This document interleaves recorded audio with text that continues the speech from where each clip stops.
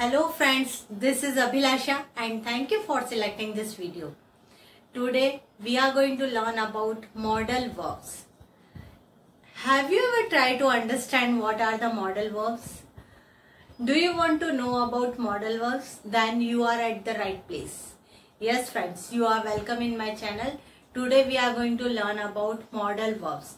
What are the modal verbs? By the end of this lesson, you will be more confident to use modal verbs. Let's start. First, see the structure. How to make sentences in modal verbs.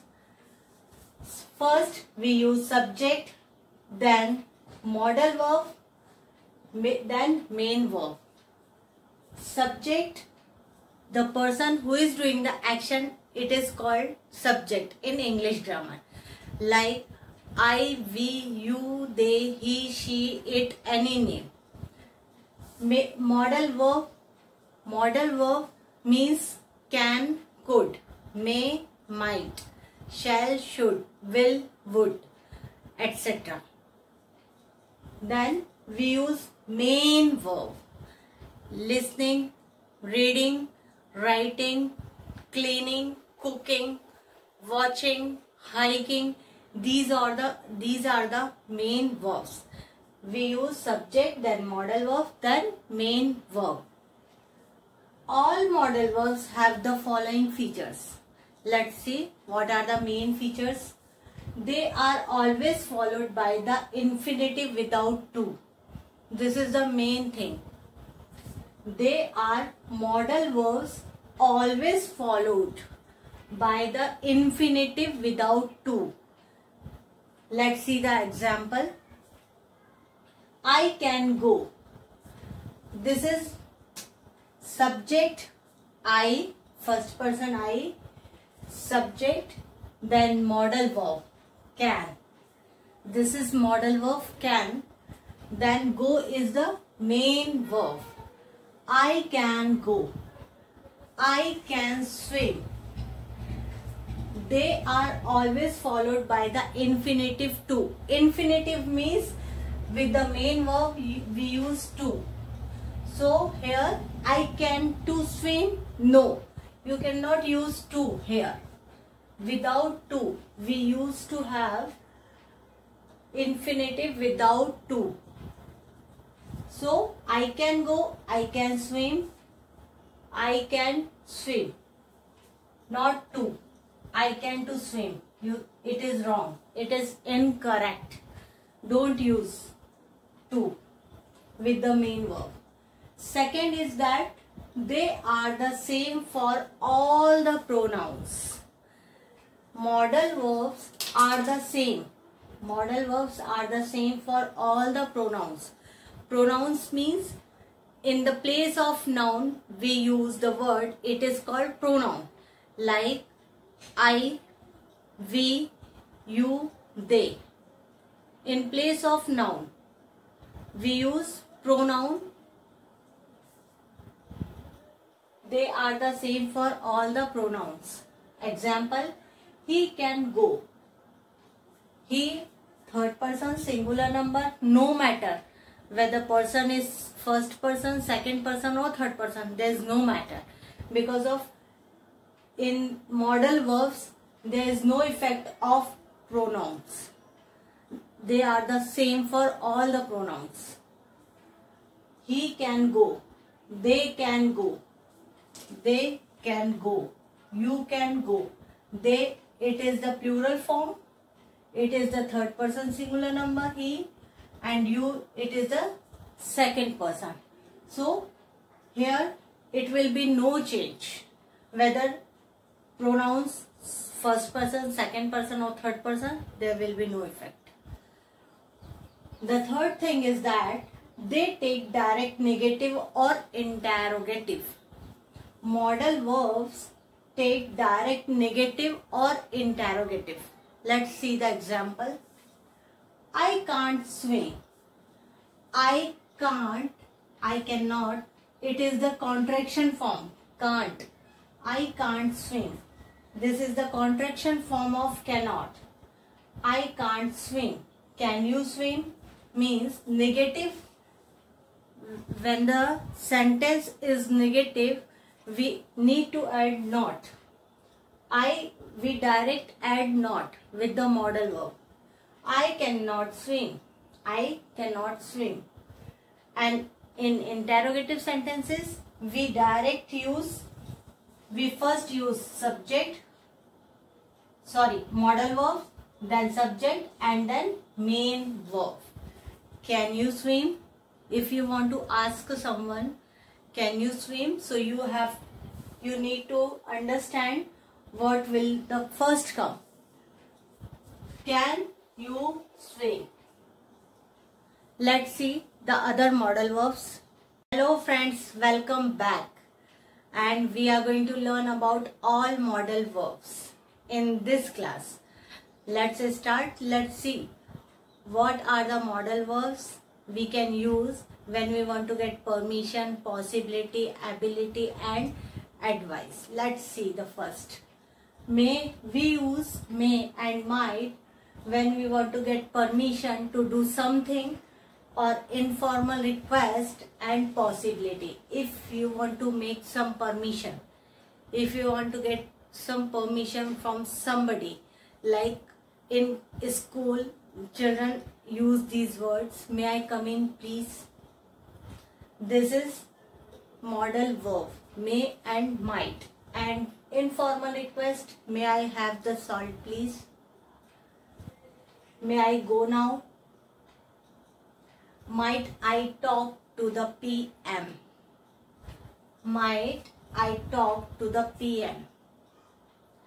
So it is the possibility. This sentence shows us that the possibility to talk with PM. So we use may and might when we want to get permission or informal request and possibility. And might is also past tense of may. You can use these words. And second is can, could. It is modal verb. It shows us capacity, ability or more politeness.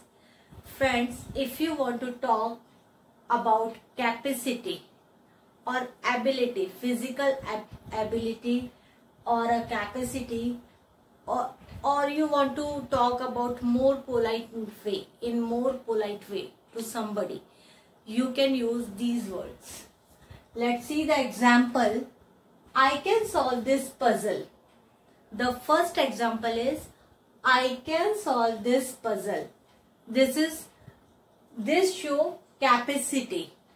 I have the capacity to solve this puzzle.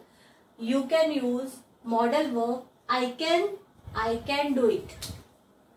I can solve this puzzle. It shows us to do the work. It shows the capacity. Can you lift this suitcase? It is about mental. It is about physical capacity. Can you lift this suitcase? This is interrogative question. We use modal verb first, then subject and then action verb. Can you lift this suitcase? It is about physical capacity. Could you give me your umbrella please? When you want to talk somebody in a more polite way, we use could. Could you give me your umbrella please? Could you give me umbrella please? The third one is will and shall. We use the word will when we want to talk about future tense. We want to do something in future. I will go to office. I will talk to you tomorrow. I will clean this work. I will do that work. So when we want to talk about future tense, future actions, we use will or shall. Friends, this shall we use with the first person, I and we. I shall go, we shall go. But it is not very common in these days. it is outdated. So with every pronoun we use the word will. Future actions, probability and offer. I shall go to yoga. I shall go to yoga. It is about the future tense. It is about the future activity. As I told you, it is outdated to use of shall, so you can also use will here. I will go to yoga. He will bring a glass of water. He will bring. It is also showing the probability. It is showing that probability he will bring a glass of water. I told him that I am thirsty, so he went into kitchen, and might be possible it is probability to get some water. He will bring a glass of water. Will you take tea? Will. It is for offer. Will you take tea? Will you like to have tea? So when you want to make some offer, you want to give offer, you can use will you take tea. The last one is that would and should. Would we use for duty, responsibility and advice. When we want to talk about some duties, responsibility or advice, we use would or should. Let's understand with the example. You should obey your elders.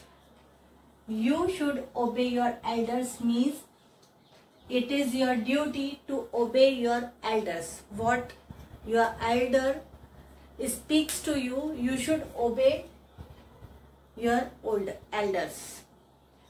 Second, you should take care of your health. It is the responsibility. When we want to talk about responsibility, we use should or would. You should take care of your health.